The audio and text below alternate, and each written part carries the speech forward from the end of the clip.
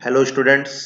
Practical examinations एकदम start होने वाले हैं और आपके जो सेमेस्टर की थ्योरी एग्जामिनेशन है वो एंड पे आ गए हैं।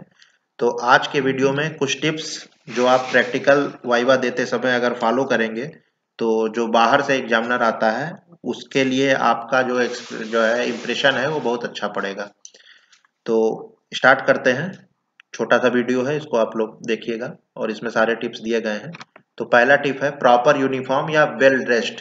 अगर आप वेल ड्रेस्ड रहेंगे यानी कि साफ सुथरे कपड़े और अगर कॉलेज की यूनिफॉर्म पहन के आएंगे या यूनिफॉर्म किसी तरीके से अगर गंदी है या गीली है तो उसकी जगह पर अगर कोई फॉर्मल कपड़े में रहेंगे, साथ में शूज आपके पॉलिश रहेंगे तो उसका बहुत ही अच्छा इंप्रेशन पड़ता है। किसी भी इंटरव्यू में या किसी भी वाइवा में पहला जो इम्प्रेशन है वो आपके ड्रेस का ही पड़ता है। तो आपकी यूनिफॉर्म प्रॉपर होनी चाहिए या कम से कम फॉर्मल्स तो होने ही चाहिए। ठीक है। दूसरी चीज इन टाइम एंट्री। ऐसा देखा जाता है कि जब आपका रोल नंबर बुलाया जाता है कि रोल नंबर 4 या रोल नंबर 5 तो उस समय आप इधर उधर रहते हैं और उसके बाद जब वो बैच का हो जाता है वाइवा उसके बाद फिर आप आते हैं कि सर मेरा तो छूट गया था।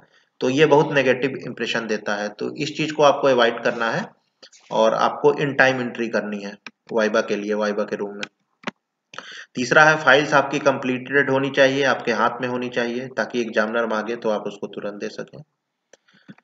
चौथा जो पॉइंट है आपका कि objective of experiment done must be clear.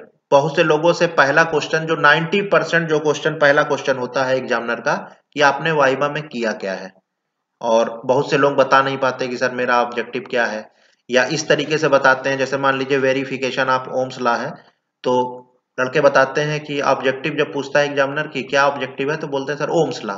तो ओम्स लॉ आपका ऑब्जेक्टिव नहीं है, आपका ऑब्जेक्टिव है वेरिफिकेशन ऑफ ओम्स लॉ। ठीक है। तो ऑब्जेक्टिव आपको फुल बताना है और वो आपको क्लियर होना चाहिए। ठीक है। तो इसका भी बहुत इंप्रेशन पड़ता है और आप खुद भी देखेंगे कि 90% केस में पहला क्वेश्चन यही होता है कि आपने प्रैक्टिकल में किया क्या है। फिर पांचवा है sit only after examiner allows. जब तक एग्जामिनर अलाउ ना करे कि ओके हैव ए सीट या बैठिए तब तक आप जाते ही नहीं बैठेंगे, नहीं तो ये जो है आपका गलत मैनर में लिया जाएगा। ठीक है, और आपका इंप्रेशन खराब होगा।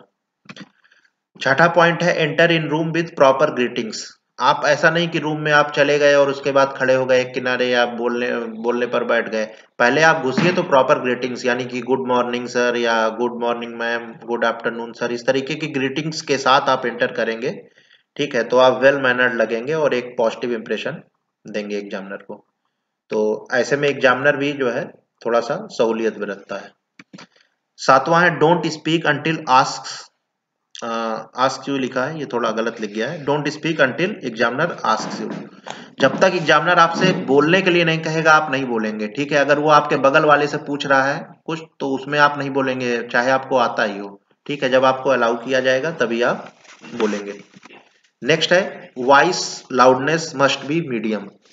मतलब कुछ एग्जामिनर के सामने कुछ बच्चे बहुत धीमे बोलते हैं, उसको कहना पड़ता है कि यार तेज बोलो सुनाई नहीं पड़ रहा है।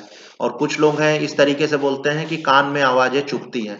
तो जो आपकी लाउडनेस है वो एडिक्वेट होनी चाहिए, एकदम मीडियम होनी चाहिए, ना तो बहुत ज्यादा तेज कि चुभे और ना ही इतनी धीमे कि एग्जामिनर को कहना पड़े कि क्या बोल रहे हो सुनाई नहीं पड़ रहा है, रिपीट करिए। ठीक है। इसके बाद नेक्स्ट है don't forget to carry a pen. बहुत से बच्चों में ये देखा जाता है कि जब उनसे एग्जामिनर कहता है अच्छा ठीक है ये डायग्राम बनाओ या ये चीज इसका फार्मूला लिखो तो वो अगल बगल पेन के लिए देखते हैं और वो जल्दीबाजी में पेन लेके नहीं जाते हैं।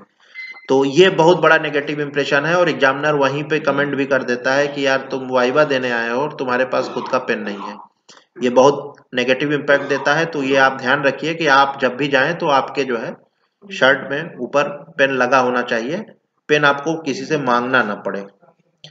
इसके बाद नेक्स्ट है leave the room after viva silently with proper greetings. Viva देने के बाद जब आप रूम से बाहर निकले तो एकदम साइलेंटली निकले।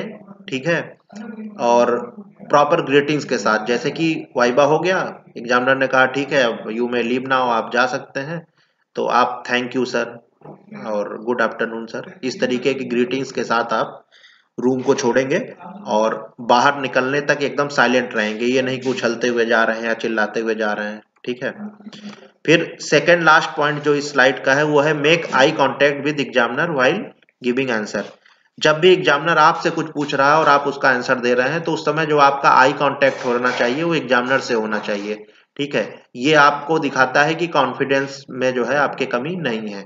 और अगर आप आई कांटेक्ट नहीं करते हैं एग्जामिनर से तो वो लैक ऑफ कॉन्फिडेंस को दिखाता है। ठीक है, ये सारे जो मैं टिप्स बता रहा हूँ इसमें अधिकतर टिप्स आपके किसी भी तरीके के इंटरव्यू के लिए भी वैलिड है, लेकिन इसको स्पेसिफिकली हम लोग वाइबा के लिए ही बात कर रहे हैं। और उसके बाद जो लास्ट पॉइंट है वो है keep your mobile silent during viva, या मैं तो ये कहूंगा कि आप मोबाइल को लेकर ही ना जाएं, और अगर लेकर जाते हैं तो उसको साइलेंट में रखें, वाइब्रेशन में भी ना रखें, क्योंकि बहुत ऑड सिचुएशन होती है जब पिन ड्रॉप साइलेंस होता है कमरे के अंदर और आपका मोबाइल या तो बजने लगता है और या तो फिर वाइब्रेट करने लगता है। तो या तो मोबाइल लेकर ना जाएं, और अगर ऐसा पॉसिबल नहीं है तो मोबाइल को एकदम साइलेंट रखें। तो दोस्तों कैसी लगी ये जानकारी आप कमेंट करके जरूर बताइए, और इसमें सारी की सारी जानकारी वाइबा के लिए भी वैलिड है और किसी भी तरीके के प्लेसमेंट इंटरव्यू या कहीं पे भी इंटरव्यू आप देने जा रहे हैं तो वहां के लिए भी ये सारी जानकारियां वैलिड है। इसको अपने दोस्तों के साथ और भी पढ़ने वाले बच्चों के साथ, छोटे भाई बहनों के साथ शेयर करिए, और चैनल को लाइक करिए, शेयर करिए, सब्सक्राइब करिए, और इस तरीके के और इन्फॉर्मेटिव वीडियो हम लोग लाते रहेंगे। धन्यवाद।